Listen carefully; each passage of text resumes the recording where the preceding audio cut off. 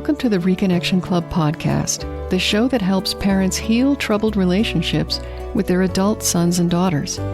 I'm your host, psychotherapist Tina Gilbertson. Each week, I'll offer you compassion, clarity, and personal development tips designed to help you reconnect, not only with your child, but with yourself. Now let's get started. In last week's episode, number 97, I introduced the concept of a roadmap to reconnection with your estranged adult child, consisting of 3 necessary steps or phases. If you haven't listened to part 1 yet, you might want to do that before continuing. You may remember from that episode that the first step is rest and recover, to become still and relaxed in body and mind in preparation for step 2. I talked about specific activities that are appropriate for the first step, and I urged you to take your time there. It does take time to train your nervous system to calm down when you tell it to. Estrangement is an ongoing threat to your well-being, and so the last thing your body and mind feel like doing is relaxing. But as I mentioned in the last episode, you need calm and stability if you're going to recover from past injuries sufficiently to move toward your child and repair the relationship. Take all the time you need to rest up before starting step 2. Still, you might ask, exactly how long should I spend on step 1? I'd like to be able to give you an answer of the type that most of us like, such as 6 to 8 weeks, or 100 days, or some period of time that you could mark on your calendar and then consider that step done. But since everyone has different needs and capabilities, there is no one time frame that applies to everyone. Some people may need weeks or months. Others may require at least a year and professional help to make the most of that first step. So the question really is, how will you know when it's the right time for you to move forward and start incorporating the activities of step 2? And here's the paradoxical answer. I think you'll know when you're ready to move to step 2 when you feel in no particular hurry to do so. Because step 1 feels too good and too important not to focus on, and seems like it could take the rest of your life to achieve, and that would be just fine with you. That's when it would be a fantastic time to add in the activities of step 2. When the frustration, the desperation, and the acute emotional pain have subsided. The best time to move forward is when you're happy to stay where you are. It's a paradox. Being in a hurry to begin the next step is a trap that will keep you stuck and spinning your wheels. I'll talk more about traps later on, but rushing to reconcile is a common sign of an unsettled state of mind and a signal usually to slow down. You haven't found your power yet inside yourself, haven't learned yet how to be still, how to trust yourself, to trust your child, or to trust the possibility of a successful connection. And so, instead of allowing yourself to gather strength and prepare for the journey, the hurry you might be in pushes you forward from a place of desperation and lack. Please believe me when I share with you that eagerness to move to the next step is a trap. The shortest path is simply to explore each of the steps or phases as fully as you can, as if you had all the time in the world, until you love the place you're in so much that you're actually hesitant to take a new step. So I guess the short answer is only when you've got into a groove with step 1 and you're truly immersed in it, that's when you maybe start to think about step 2, which is the subject of today's episode. And just as I summed up step 1 in 2 R words, rest and recover, I'll sum up step 2 in 2 more R words, those being research and review. Step 2 is a time to gather and process information. And by the way, The words I'm using for these steps could very well change in the future. I haven't figured out yet the best way to label them. Step 2 could also be called learning or self-study or something like that. Step 1 could have been called breathing or pausing or even collecting yourself. So we'll see. I welcome your input on the names of these steps. But what step 2 is about is developing intellectual and emotional understanding, gathering the tools you need to help your child resolve the problem that led to the imperfect solution of estrangement. In order to develop a better solution, you've got to understand the problem, and that often entails overcoming any shaming or blaming thoughts that get in the way of clarity.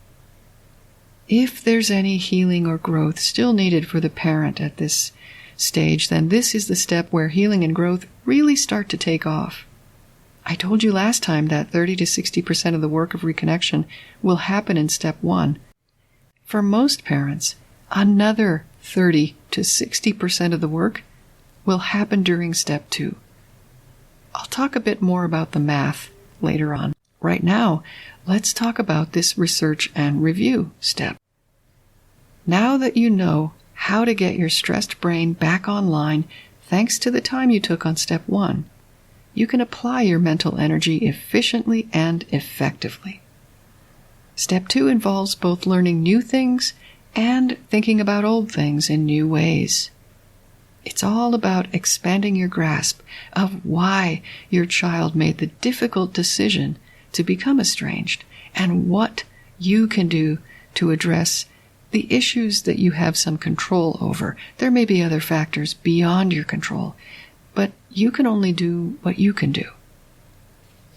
Many parents tell me they can't do this education step because their child isn't talking to them, so there's no way for them to find out what caused the estrangement. If that's how you feel too, then take heart. Self-study and reflecting on your own experience will reveal possible roots of estrangement, even when there are other factors you can't possibly know about. Do the work of step 2, and you will be rewarded with useful knowledge. There's an old saying that goes, measure twice, cut once, meaning that preparation makes execution more accurate. Permanent reconnection is far more likely if it's based on a foundation of learning, growth, and change. Step 2 is the measuring or careful preparation part of reconciling. Your adult child is hopefully engaged in her own healing and growing right now, but if she isn't attending to that, that's okay. It just means that you will have more of the heavy lifting to do in order to facilitate reconnection, which makes the first 2 steps of our roadmap even more relevant. If your child still has healing to do, you can't help her if you haven't started your own journey of emotional healing and educated yourself about the causes and possible solutions to estrangement.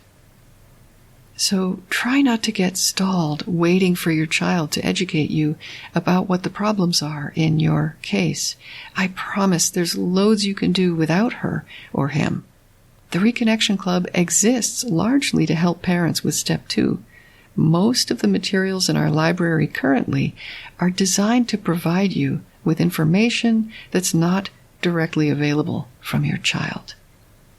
And if you have anything at all from your child to go on, our materials will help you flesh it out, understand it better, and figure out what to do about it. Let's get specific now about what to do in this research and review step. The following are some activities that are appropriate now. Reading widely about any and all topics that may inform your situation. You might read about family dynamics, intergenerational trauma, adoption if relevant, abuse if it's part of your history or the family history of your child's other parent, intercultural matters if those pertain to your situation at all, substance dependency and its impact on families, estrangement research findings, and so on. If you don't like to read, you can find audio recordings and videos on the topics you're interested in by searching the internet. Reconnection Club members can post in our forums and ask the community for suggestions for appropriate resources.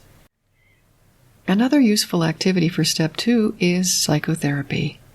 If you started therapy in Step 1, or if you were way ahead of me on the whole therapy thing to begin with, then all this information that you're taking in during Step 2 could fuel a rich period in your therapy. If you feel you've been there and done that with therapy and it didn't go very well or you feel like you're done, I invite you to think about this. How often did you cry with your therapist in the therapy room? And how often did you feel seen and heard and cared for while you were crying? If you didn't have this experience regularly in therapy, you might have deeper layers of healing still to uncover. Effective therapy is emotional and visceral. It's about more than just talking and understanding things intellectually. Let your therapist know you want to dig deep, or if necessary, try to locate another therapist with whom you can feel safe going to those tender or frightening places that so many of us have inside. If there's abuse in your personal history, ask your therapist to refer you to someone in your area who specializes in the treatment of complex trauma. You don't have to abandon your therapist. She or he can coordinate with a trauma specialist to make sure you get consistent, unified support. Apart from learning, educating yourself, and digging deeper in therapy to get more emotional and possibly body-based content, Step 2 is also a time to continue your journey with intentional rest and self-care. This will ideally include stress-relieving, healthy activities such as physical movement, mindfulness practices like breathwork and meditation, relaxing pastimes like mineral baths or pleasant hobbies, and home cooking if possible with foods that are whole and nutritious. Just as an aside, your diet feeds not just your body, but also your brain and nervous system. The food we eat every day has an impact on our mood and even the way we think. So, to the greatest extent possible, be careful about your diet. Spending time with people you enjoy is another way to promote health and well-being during Step 2. In fact, you can start this in Step 1 if it feels good to you. And if you need to make new friends who are more supportive or uplifting, this is a great time to do so. So those are some activities to home in on in Step 2, reading and learning about how people and families become distressed and how they heal, going deeper into individual therapy, or starting couples therapy if that feels right for you, continuing or doubling down on your self-care activities from Step 1, and spending time with people you enjoy and who appreciate you. Somewhere along the way during Step 2, you'll develop a healthy hesitation about reaching out to your child again. You'll be worried about making mistakes because you will have learned enough to understand the dangers of negative interactions, but you won't yet have the confidence to know that you can avoid or repair them.